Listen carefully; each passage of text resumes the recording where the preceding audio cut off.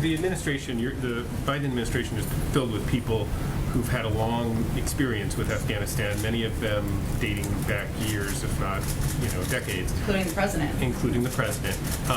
Most of that time, the Taliban was the sworn enemy. I mean, it was the enemy against whom we fought.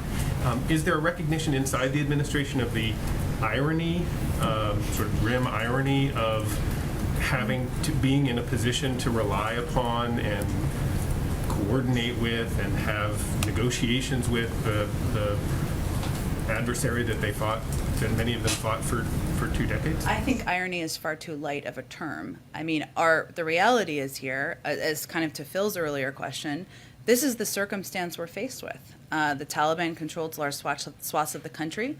That is not what anyone anticipated at this point in time.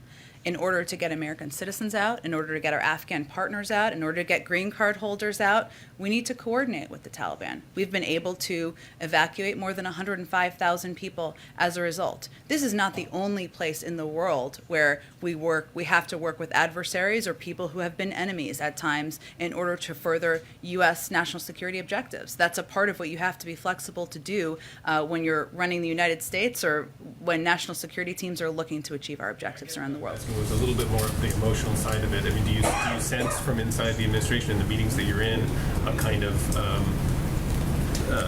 resignation or frustration or whatever you want to call it with the sort of situation that they find themselves in? In that regard.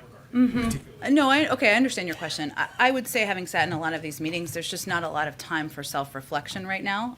The focus is really on the task at hand.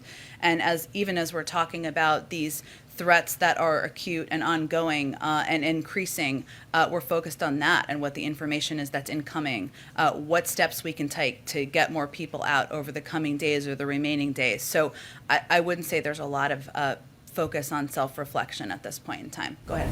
Yeah, thanks, Jim. What is